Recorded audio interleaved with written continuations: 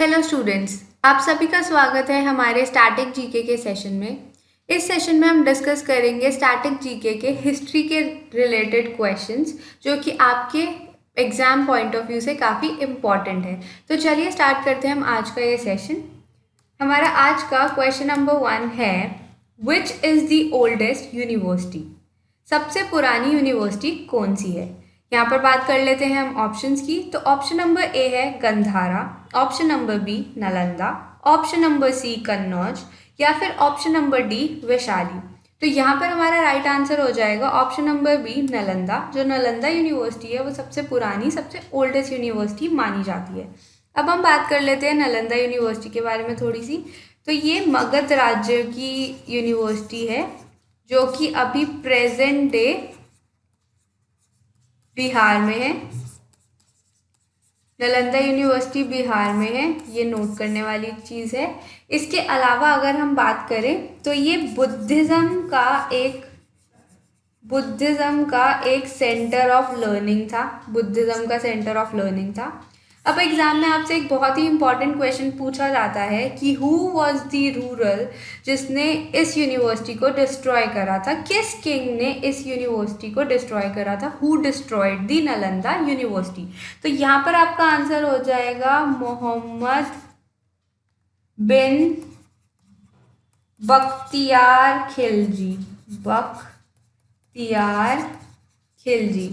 जो मोहम्मद बिन बख्तियार खिलजी था, he destroyed the Nalanda University. He tried to destroyed Nalanda University. तो यहाँ पर आपके 3 और इम्पॉर्टेंट क्वेश्चंस बन जाते हैं कि ये कौन से रिलीजन से रिलेटेड थी। तो उसका आंसर हो जाएगा बुद्धिज्म।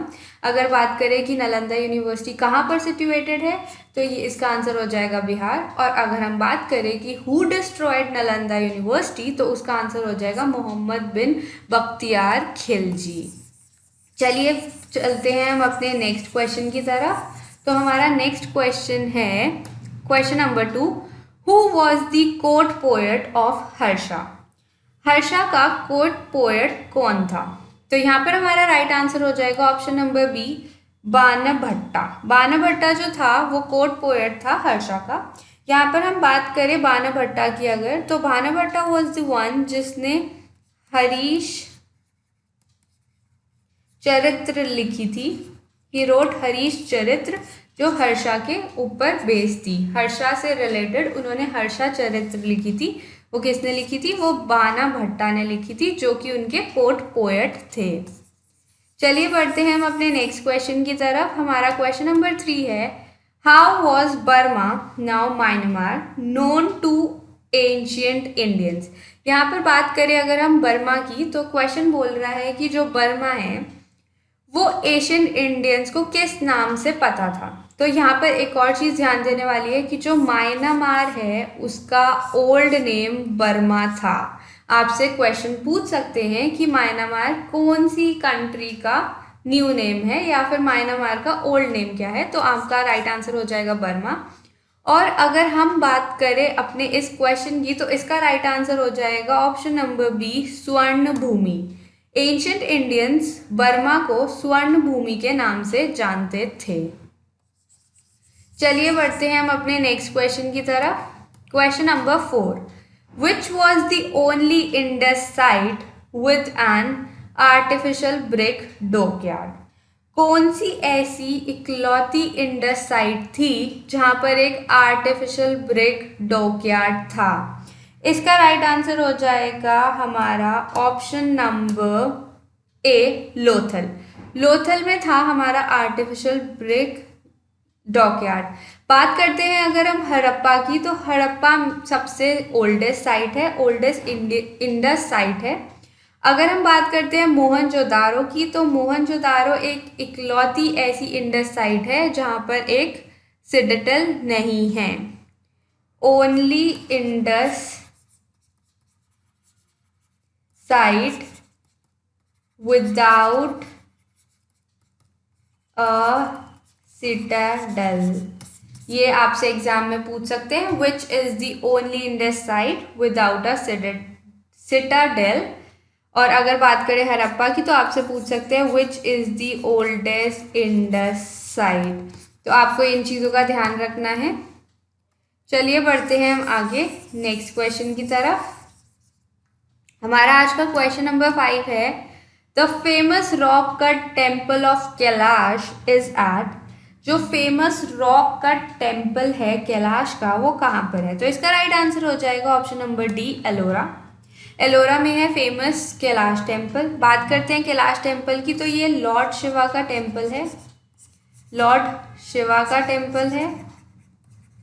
ये है महाराष्ट्र में एलोरा, महाराष्ट्र में है एलोरा।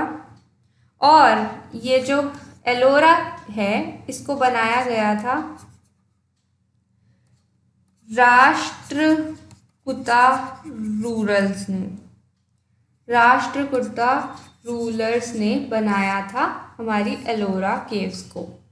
तो यहाँ पर ध्यान देने वाली बात यह है कि कैलाश टेम्पल है लॉर्ड शिवा पे बेस्ड, एलोरा केव्स है महाराष्ट्र में, और उन्हें बनाया गया था राष्ट्रकूटा रूलर्स ने। चलिए बढ़ते हैं हम अपने नेक्स्ट क्वेश्चन की तरफ। हमारा क्वेश्चन नंबर 6 है, क्वेश्चन नंबर 6 है, who compose the Allahabad pillar inscription. Allahabad pillar inscription किसने कंपोज करी थी? तो यहाँ पर हमारा राइट आंसर हो जाएगा ऑप्शन नंबर ए, हरिसेना। अगर हम हरिसेना की बात करें तो जो ये हरिसेना है ये हमारे समुद्रगुप्त के टाइम के हैं, समुद्रगुप्त के टाइम के हैं हमारे हरिसेना। अलाहाबाद पिलर इंस्क्रिप्शंस इन्होंने ही कंपोज करी थी, हरिसेना, जो कि समुद्रगुप्त के टाइम के हैं।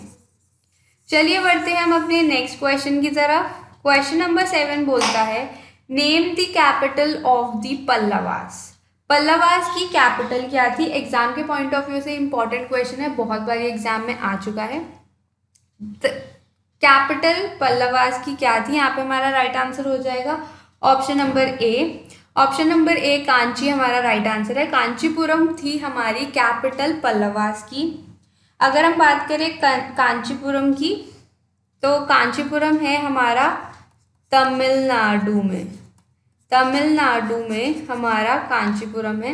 यहाँ पर एक और चीज़ ध्यान देने वाली है कि जो तमिलनाडु है उसको बोला जाता है सिटी ऑफ 1000 टेम्पल्स। तो अगर आपसे कोई पूछे कि which is called the city of 1000 temples, तो आपका आंसर हो जाएगा तमिलनाडु। अगर आपसे कोई ये पूछता है कि कांचीपुरम कहाँ पर है, तो आपका राइट आंसर हो जाएगा तमिलनाडु में। और कैपिटल ऑफ पल्लवास क्या है? वो भी हमारी है कांचीपुरम। चलिए बढ़ते हैं आज के नेक्स्ट क्वेश्चन की तरफ। Question number 8, who constructed the Khajuraho temples. Khajuraho temples किसने कंस्ट्रक्ट करे थे?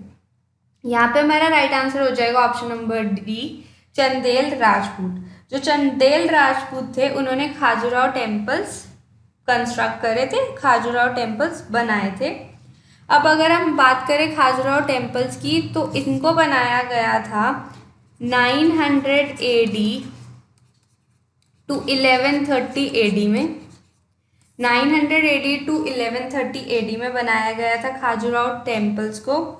ये जो प्लेस है ये है एक place of Hindu and Jain, Hindu और जैन दोनों के लिए एक प्लेस है खाजुराहो टेम्पल्स। और अगर हम बात करें खाजुराहो टेम्पल्स की, तो ये एक यूनेस्को हेरिटेज साइट में इंक्लूड है, यूनेस्को हेरिटेज साइट है खाजुराहो टेम्पल। तो यहाँ पर ध्यान देने वाली बात है, अगर आपसे क्वेश्चन में पूछता है कि which of the following is a UNESCO heritage site, और वहाँ पर आप खाजुराहो टेम्पल्स देख लेते हैं, तो आपका आंसर बन जाएगा खाजुराहो टेम्पल्स। खाजुराहो टेम्पल्स बने थे 900 AD टू 1130 AD में। और जो खाजुराहो टेम्पल्स हैं वो एक प्लेस ऑफ वर्शिप है for Hindu as well as Jains. तो चलिए बढ़ते हैं हम अपने नेक्स्ट क्वेश्चन की तरफ। हमारा आज का नेक्स्ट क्वेश्चन, क्वेश्चन नंबर 9 है, Who was the first Indian astronomer to calculate the time taken by Earth to orbit the sun? कौन सा ऐसा पहला इंडियन एस्ट्रोनॉमर था जिन्होंने टाइम, अर्थ का टाइम निकाला था, वो कितने टाइम में एक ऑर्बिट पूरा करती है सन के अराउंड? कौन से ऐसे एस्ट्रोनॉमर थे जिन्होंने ये टाइम कैलकुलेट करा था कि अर्थ सन के अराउंड जो ऑर्बिट काटती है उसमें कितना टाइम लगता है। तो यहाँ पर हमारा राइट आंसर हो जाएगा option number C, Bhaskaracharya. Option number C, Bhaskaracharya. अगर हम बात करें भास्कराचार्य की, तो इन्होंने 2 इम्पॉर्टेंट बुक्स लिखी हैं। एक तो इन्होंने लिखा है सूर्य सिद्धांता, एक इन्होंने लिखा है सूर्य सिद्धांता, एक इन्होंने लिखा है सिद्धांता शिरोमणि। अगर आपसे पूछे कि हु रॉट सूर्य सिकांता या फिर सूर्य सिद्धांता या फिर सिद्धांता शिरोमणि, तो इसका राइट आंसर हो जाएगा भास्कराचार्य। और अगर आपसे कोई ये पूछे who was the first Indian astronomer to calculate the time taken by the earth to orbit the sun, तो यहाँ पर भी आपका राइट आंसर हो जाएगा भास्कराचार्य। चलिए बढ़ते हैं नेक्स्ट क्वेश्चन की तरफ। नेक्स्ट क्वेश्चन है हमारा question number 10 which is the last question for the day. Question number 10 पूछता है कि Odisha's world famous Konark sun temple was built by. यहाँ पर सबसे पहले ध्यान देने वाली बात है कि अगर आपसे कोई पूछता है कि जो कोणार्क सन टेम्पल है वो कहाँ पर सिचुएटेड है, तो इसका राइट आंसर हो जाएगा ओडिशा। अगर हम बात करें अब इसके आंसर की, तो हमारा आंसर हो जाएगा ऑप्शन नंबर डी, नरसिम्हदेव। नरसिम्हदेवा ने कोणार्क सन टेम्पल को बिल्ड करा था, कोणार्क सन टेम्पल को बनाया था, जो कि ओडिशा में है। बात करते हैं अगर हम नरसिम्हदेव की, तो ये ईस्टर्न गंगा डायनेस्टी के थे, ईस्टर्न गंगा डायनेस्टी के थे जिन्होंने कोणार्क सन टेम्पल को बनाया था। और यहाँ पर एक और चीज़ ध्यान देने वाली बात है कि जो कोणार्क सन टेम्पल है it is an UNESCO heritage site. जैसे खाजुराहो टेम्पल्स थे वो भी एक यूनेस्को हेरिटेज साइट थी, वैसे ही जो कोणार्क सन टेम्पल है वो भी एक यूनेस्को हेरिटेज साइट है। तो ये थे हमारे आज के 10 क्वेश्चन स्टैटिक जीके के हिस्ट्री के ऊपर बेस्ड। ऐसे ही आपको और क्वेश्चंस भी मिलते रहेंगे। वीडियो पसंद आई तो लाइक करें, शेयर ज़्यादा से ज़्यादा करें और चैनल को सब्सक्राइब करना मत भूलें। Thank you so much.